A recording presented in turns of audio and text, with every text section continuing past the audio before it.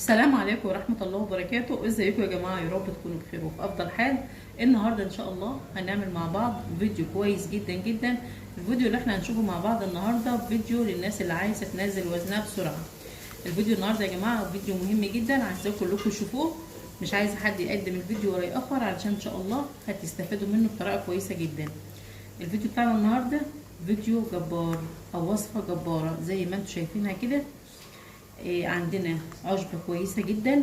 نقدر نقول لو انت عندك العشبة ديت يبقى انت كده عندك كنز في بيتك. نقول بسم الله ونحط لايكات كتير للفيديو.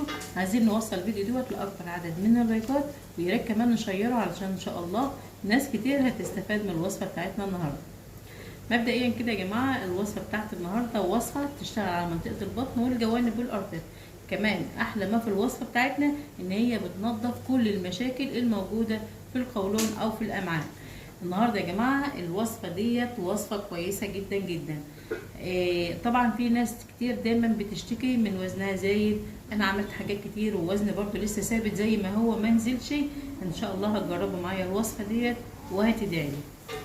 طيب مبدئيا كده الوصفه او العشبه اللي احنا جايبينها النهارده السبانخ. طبعا كلنا عارفين ان السبانخ فيها كميه فيتامينات عاليه جدا جدا، فيها مغنيسيوم، فيها حديد، فيها بوتاسيوم، فيها كل العناصر اللي ممكن تخطر على بالك. طبعا الناس اللي عندها برضو انيميا تقدر ان هي تاخدها، اللي عندها اي نقص او اي عنصر سواء حديد سواء مغنيسيوم سواء كالسيوم تقدر ان هي برضو تاخد الوصفة دي. طيب دايما في ناس كتير بتشتكي انا عندي انتفاخات في البطن، انا دايما عندي مشاكل، عندي امساك، عندي الكلام ده كلته، ودايما بتحس ان دايما بطنها دايما منتفخة. ان شاء الله مجرد ان انت هتاخدي كوبايه من المكون او من الوصفه اللي احنا هنعملها ديت كل المشاكل هتنتهي عندك في اقل وقت. طبعا بعد ما كانت بطننا بارزه مثلا شويه قدام هتحس ان هي بدات ان هي تخس معاكي حوالي 3 سم من اول يوم، وده في حد ذاته كويس جدا. فنبدا بقى علشان ما نطولش عليكم الوصفه هنبدا نقول لكم. طبعا يا جماعه ده السبانخ هنبدا نعملها زي عصير كويس جدا هنشربه، بس هنشوف المكونات بتاعتنا كلها مكونات طبيعيه كويسه جدا.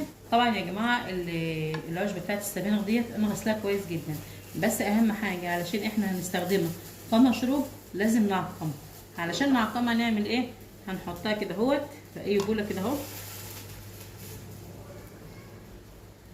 ونغطسها بالشكل ده كده. تمام اهو. بعد كده هنبدا ان احنا هنجيب ليمون ونبدا ان احنا نعصر عليها حوالي نص ليمونه بالشكل ده كده اهو.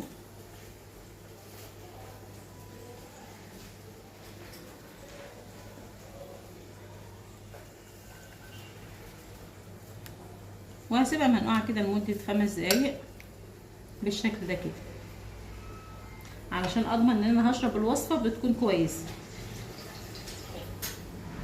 بعد ما خلصت كده معايا وعدى طبعا 5 دقايق نبدا ان احنا نشيلها من الميه ونرجع نديلها شطفه تاني اهو.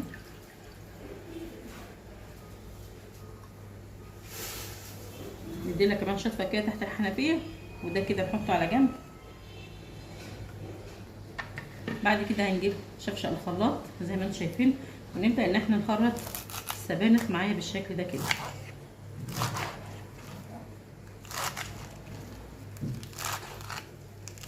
كل دي يا جماعه حاجات طبيعيه مفيده جدا لجسمنا. كمان الناس اللي هي مش عايزه تاخدها على اساس ان هي تنزل وزنها ممكن ان هي تاخدها برضو، مفيده جدا لبشرتنا ولشعرنا ولعينينا كل حاجه.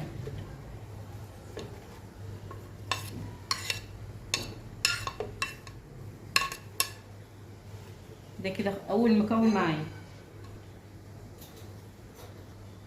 بعد كده يا جماعه معايا الخيار. تمام. الخيار برضو من الحاجات الكويسه جدا يا جماعه اللي هي بتنزل معاكي كل الميه المحبوسه في جسمنا. ده طبعا بيبقى كويس جدا. خلاف كده وكده كمان ان الوصفه ديت كويسه جدا يا جماعه للناس اللي عايزه نضاره بشرتها وعايزه شعرها يطول. تمام اهو.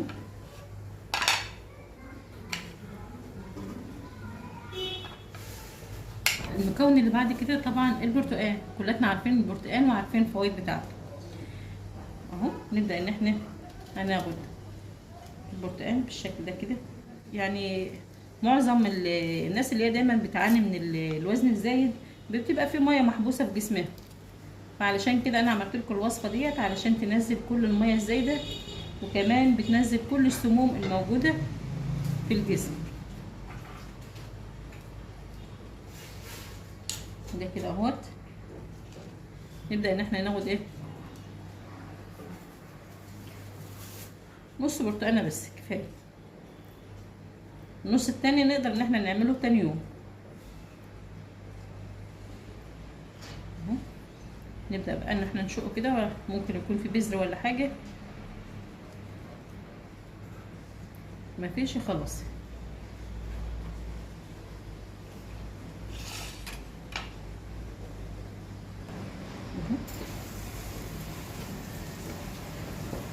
المكون بقى اللي بعد كده، وده طبعا المكون الاخير وده اهم مكون معايا،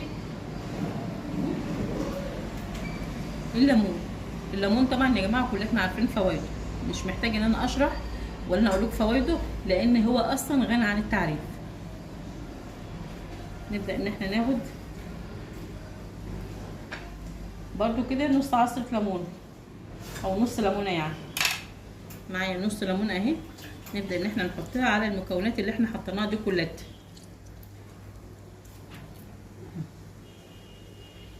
كده. خلصي. نبدا دلوقتي نعمل ايه، ناخد ملء كوبايه ميه بالشكل ده كده اهو، نفس المقدار ده كده. نبدا ان احنا نحطه في الخلاط. دلوقتي بقى هنغطي ونفرمه كويس في الخلاط، وبعد كده اقول لكم هنعمل ايه. كده يا جماعه الوصفه جهزت. نبدا دلوقتي ان احنا نحط اهو بالشكل ده كده.